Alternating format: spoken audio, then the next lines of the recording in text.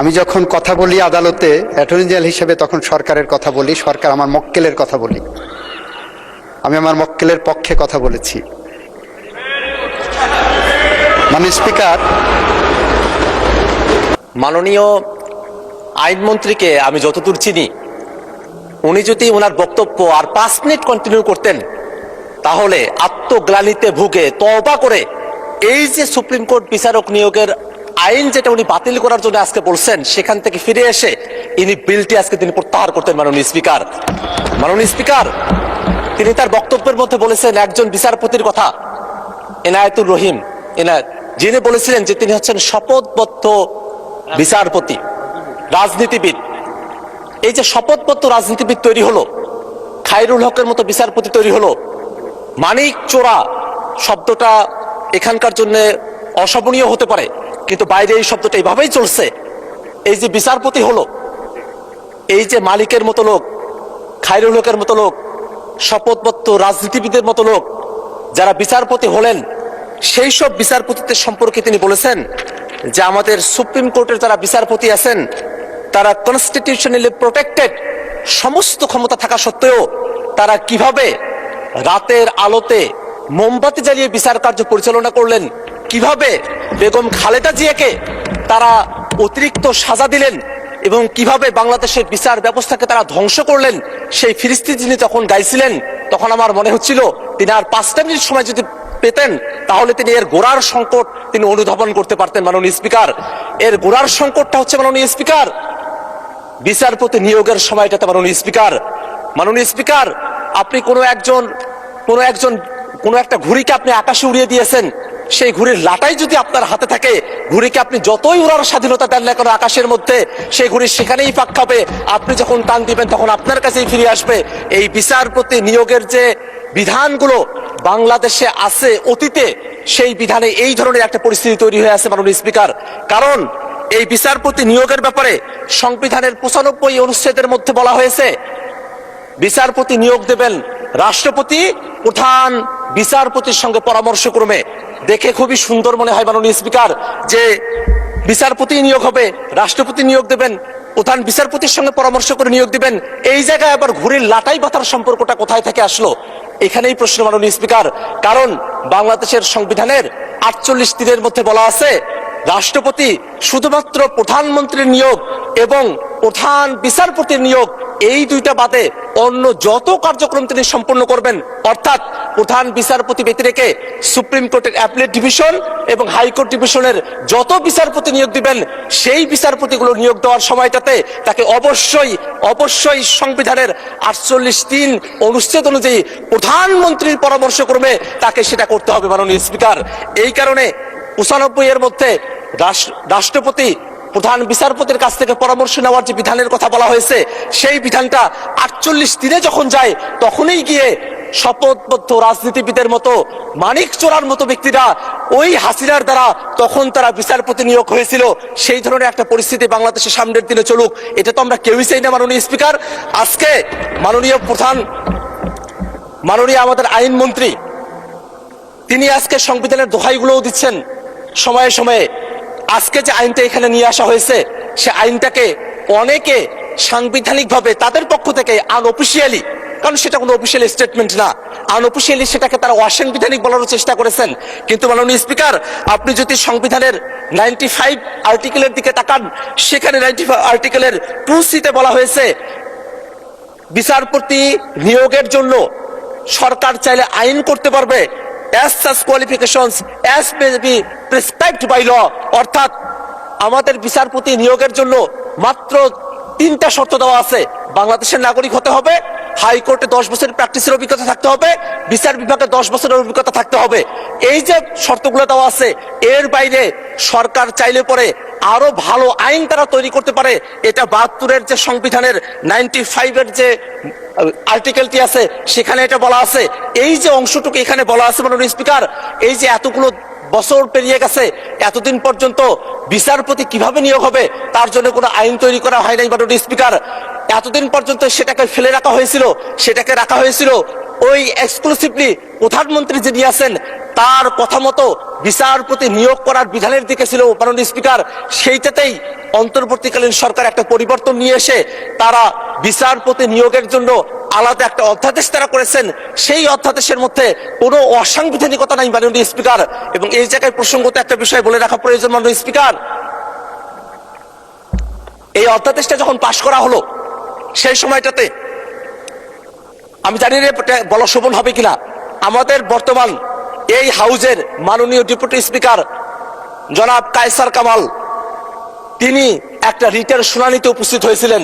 যে রিটটা আমাদের বিএনপির বন্ধুরা তখন করেছিলেন, সেই রিটটা ছিল এই যে সুপ্রিম কোর্টে বিচারক নিয়োগের যে অধ্যাদেশ, সেই অধ্যাদেশটাকে অসাংবিধানিক ঘোষণা করার জন্য, বাতিল করার জন্য একটা রিট। সেই রিটটি যখন হয়, মজার ব্যাপার হলো সে সময়টাতে আমাদের বর্তমানে যিনি আইনমন্ত্রী আছেন তিনি অ্যাটর্নি জেনারেলের পদে ছিলেন। এখানেই দেখার বিষয়টা মাননীয় স্পিকার, আমাদের আজকের যিনি ডেপুটি স্পিকার আছেন তিনি এটা বাতিল করার জন্য বলছেন, আর আজকে যিনি আইনমন্ত্রী তার দপ্তর, অ্যাটর্নি জেনারেল দপ্তর তখন এই আইনের পক্ষে দাঁড়িয়েছিল। এবং সেই সময়টাতে আমাদের বিচারপতি আকরাম তার যে বেঞ্চ, সেই বেঞ্চ কিন্তু সেই সময়টাতে সামারিলি এটাকে রিজেক্ট করেছিল, একটা রায় দিয়েছিল। তারা বলেছিল পর্যবেক্ষণ সহকারে একটা রায়, যে এই যে আইনটা হয়েছে সে আইনে কোনো অসাংবিধানিকতা নেই মাননীয় স্পিকার। মাননীয় স্পিকার, আমরা যদি এই আইনটার দিকে একটু তাকাই মাননীয় স্পিকার, এই আইনের মধ্যে একটা কাউন্সিল করার কথা বলা হয়েছে। সে কাউন্সিলের চেয়ারপারসন হবেন আমাদের যিনি প্রধান বিচারপতি আছেন তিনি নিজেই এটার প্রধান থাকবেন। এবং এই কাউন্সিলে অ্যাপিলেট ডিভিশনের একজন সিনিয়র জাজ থাকবেন, হাইকোর্ট ডিভিশনের দুইজন সিনিয়র জাস্টিস থাকবেন, আরো থাকবেন আইনের অধ্যাপক, অ্যাটর্নি জেনারেল থাকবেন, সেখানে সাবেক বিচারপতিও একজন থাকবেন। এখানে দেখার বিষয় হলো এখানে কয়েকটা জিনিস আছে যেটা অটোমেটিক্যালি হতে হবে।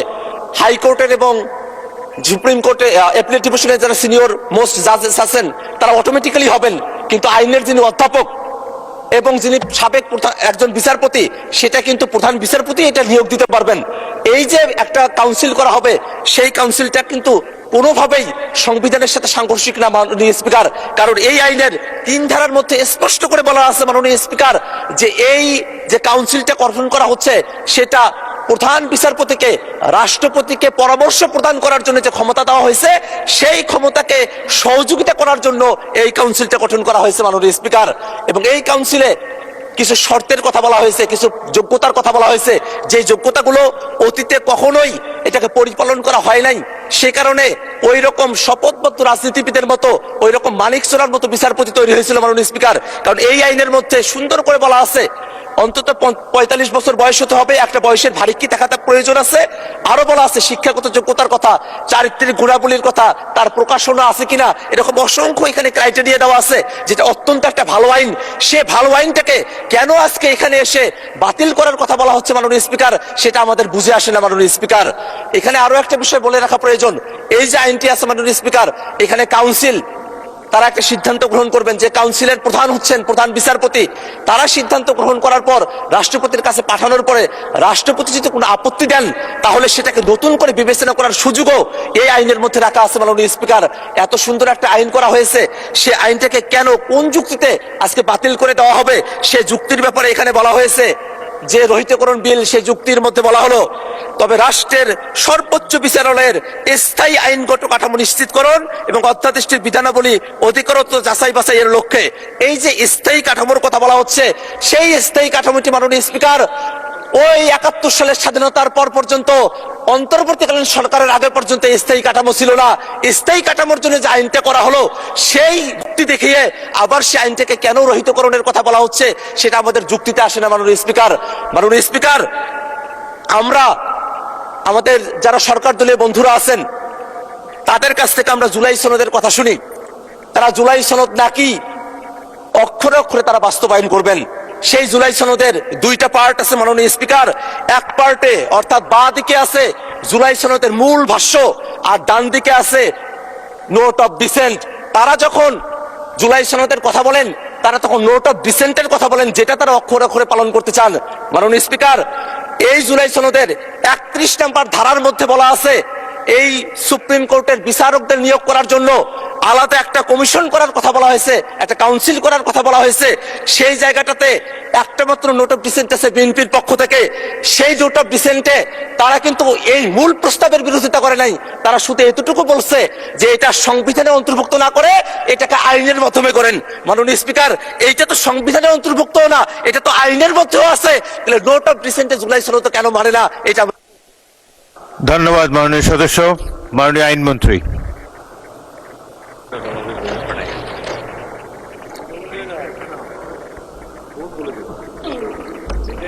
মাননীয় স্পিকার, মাননীয় সংসদ সদস্য এতটাই হাইপার ছিলেন যে আমি এই প্রস্তাবনাটা উপস্থাপনের আগেই উনি লাফ মেরে দাঁড়ায় গেছেন বিরোধিতা করার জন্য। এইটা ইট ডেমনস্ট্রেটস যে বিরোধিতা করতেই হবে। মাননীয় মন্ত্রী, মাননীয় speaker, let us be respectful to the members of the opposition bench. My lord, মাননীয় স্পিকার, মাননীয় স্পিকার, মাননীয় সংসদ সদস্য যে বক্তব্য দিয়েছেন বিচার বিভাগে সুপ্রিম কোর্টে রিক্রুটমেন্টের বিষয়ে যে প্রশ্নবোধক চিহ্ন আছে, থিওরিটিক্যালি আমি বক্তব্যের সাথে একমত। এই বিচার বিভাগের সুপ্রিম কোর্টের নিয়োগের ক্ষেত্রে এমন নিয়োগ হয়েছে অতীতে, বিশেষ করে গত 17 বছরের মধ্যে ফ্যাসিস্ট আমলে, যে নিয়োগে পার্টি ক্যাডারদেরকে বসিয়ে দেওয়া হয়েছে, যে নিয়োগের মাধ্যমে বিচার বিভাগকে কলঙ্কিত করা হয়েছে, যে নিয়োগের মাধ্যমে খায়রুল হকের জন্ম হয়েছে, যে নিয়োগের মাধ্যমে আমার বাংলাদেশের মানুষের হৃদয়ের হৃৎপিণ্ড সুপ্রিম কোর্টের বাংলাদেশের প্রধান বিচারপতির বাড়িতে আক্রমণের পরিবেশ তৈরি হয়েছে। আমরা তাই চাই সেই নিয়োগ প্রক্রিয়াটা আরো স্বচ্ছ হোক। আমরা চাই সুপ্রিম কোর্টে ভালো বিচারপতি নিয়োগ হোক। আমরা চাই সুপ্রিম কোর্ট মানুষের ন্যায় বিচারের আস্থার জায়গা হয়ে উঠুক। আমরা চাই বাংলাদেশের বিচার বিভাগ পৃথিবীর ইতিহাসে অনন্য উদাহরণ সৃষ্টি করুক। সেটা চাই বলেই এই আইনটাই যে ডিফেক্ট আছে সেটা আমি বলবো অধ্যাদেশে। উনি বলেছেন আমি অ্যাটর্নি জেনারেল হিসাবে ওই সময় এই আইনকে ডিফেন্ড করেছি। মাননীয় স্পিকার, আমার যতটুকু জানা আছে, আমার মাননীয় সংসদ সদস্য লয়ের স্টুডেন্ট হিসাবে ওনার এইটুক জানা দরকার। একজন আইনজীবী, অ্যাটর্নি জেনারেল একজন আইনজীবী, রাষ্ট্রের আইনজীবী, সরকারের ব্রিফ ক্যারি করেন, ইনস্ট্রাকশন ফলো করেন। আমি যখন কথা বলি আদালতে অ্যাটর্নি জেনারেল হিসেবে, তখন সরকারের কথা বলি, সরকার আমার মক্কেলের কথা বলি।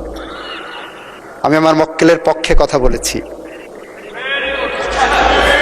মাননীয় স্পিকার, ওই সরকারের পাবলিক পলিসি হলো, প্রত্যেকটা ল হলো একটা পাবলিক পলিসি। ওই সরকারের পাবলিক পলিসি ছিল এই অধ্যাদেশ জারি করা। সেই পাবলিক পলিসি সরকারের যেটা ছিল, আমার মক্কেলের পক্ষে কথা বলেছি। আমি এখন এই সরকারের মন্ত্রী, এই পার্লামেন্টের সংসদ সদস্য। আমার সরকারের পাবলিক পলিসি হলো বিচার বিভাগে নিয়োগের ক্ষেত্রে সম্পূর্ণরূপে স্বচ্ছতা, জবাবদিহিতা, যোগ্যতার মানদণ্ড নিরূপণের জন্য আমরা নতুন করে পদক্ষেপ গ্রহণ করব।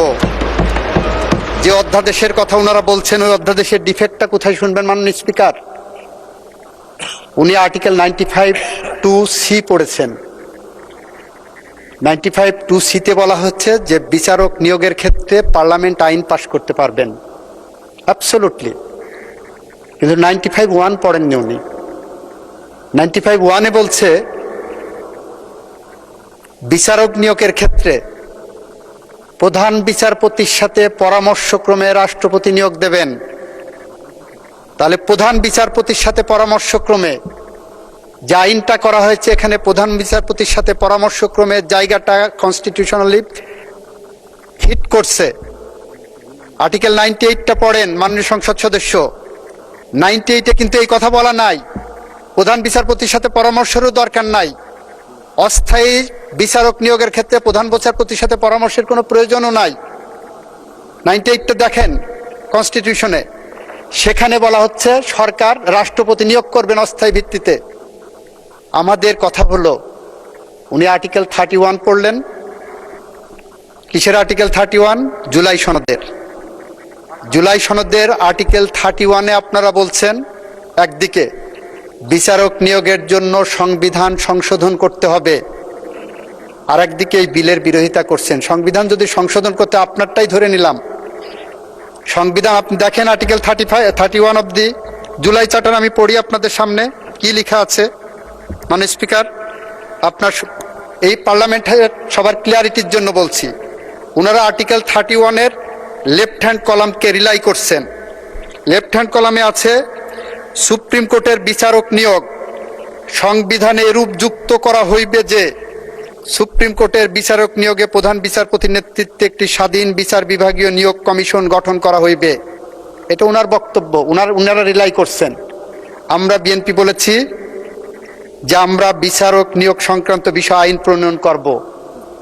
এই জায়গাটা এসে আসেন, আমরা সংবিধান সংশোধনের যে বিশেষ কমিটি করতে চাচ্ছি, আমরা সেই কমিটির কাছে ফিরে যাই। সেই কমিটির কাছে যে আপনি যে আইনটার কথা বলছেন, আপনি বিচারক নিয়োগের যে স্বচ্ছতার কথা বলছেন, আপনি যে মানদণ্ডের বিচারক চান, আপনি যে সুপ্রিম কোর্ট চান, আপনি যে বিচার বিভাগের মানদণ্ড চান, আপনি যে বিচারালয় চান, আমরাও সেই বিচারালয় চাই। আমরা চাই না বাংলাদেশে আর কোনো মানিকের জন্ম হোক, আমরা চাই না বাংলাদেশে আর কোনো খায়রুল হক গজায় উঠুক, আমরা চাই না আর কোনো বিচার বিভাগীয় কিলিং হোক। আমরা চাই এই বিচার বিভাগ স্বচ্ছ, স্বাধীন, স্বকীয়তায় ভরপুর হোক। আমরা চাই রাষ্ট্রের 3 বিভাগের মধ্যে সমন্বয় থাক। আমরা চাই যার যার ফাংশন সেই করুক। আমরা চাই জুলাই গণ অভ্যুত্থানের মধ্য দিয়ে দেওয়া রক্তের ঋণ পরিশোধ করতে। সেই রক্তের ঋণ পরিশোধ করতে গেলেই আমাদেরকে সঠিক পথে যেতে হলে একটি সাংবিধানিক কমিটি গঠন করে আসেন চুলচেরা বিশ্লেষণ করি, আসেন কোন কোন জায়গায় রোগ আছে সেটা ডিটেক্ট করি, আসেন প্রপার ডায়াগনোসিস করি, তারপরে আসেন ওষুধ দেই। আমরা সেই পথ ধরে এগিয়ে যাই। তা না করে যদি আমরা কথায় কথায় এখন বিরোধিতা করি আর পিছনে বসে ফ্যাসিস্টরা হাতে তালি দিচ্ছে, আপনারা সঠিক পথে আসেন। আমরাও বেঠিক হতে পারি, আমরাও সঠিক পথে আসতে চাই। আমরাও ভুল করতে পারি, আমরা সঠিক পথে আসতে চাই। আসেন দুই পক্ষের ভুল সঠিকতা এক টেবিলে বসে আমরা আলোচনা করে সমাধান করি। এই আইনগুলো এমন না যে কোরআনিক ভার্সন, এই আইনগুলো আজকে পাশ করলে এমন না যে কালকে আবার এটা সংশোধন করতে পারবো না। Parliament is open. আমরা সুতরাং আমরা আসেন, আপনারা বলছেন সংস্কার, আমরা বলছি সংবিধান সংশোধন। প্রত্যেক সংশোধনী একটি সংস্কার, আমরা সেই পথ ধরে এগিয়ে যাই বন্ধুরা। মানে স্পিকার, আপনাকে ধন্যবাদ। আমি বিষয়টি ভোটে দিচ্ছি। সংসদের সামনে প্রশ্ন হচ্ছে, সংসদে উত্থাপিত আকারে সুপ্রিম কোর্টের বিচারক নিয়োগ রহিতকরণ বিল 2026 অবিলম্বে বিবেচনার জন্য গ্রহণ করা হোক। যারা এই প্রস্তাবের পক্ষে আছেন তারা হ্যাঁ বলুন, যারা এই প্রস্তাবের বিপক্ষে আছেন তারা না বলুন। আমার মনে হয় হ্যাঁ জয়যুক্ত হয়েছে, হ্যাঁ জয়যুক্ত হয়েছে, হ্যাঁ জয়যুক্ত হয়েছে। অতএব সংসদে উত্থাপিত আকারে সুপ্রিম কোর্টের বিচারক নিয়োগ রহিতকরণ বিল 2026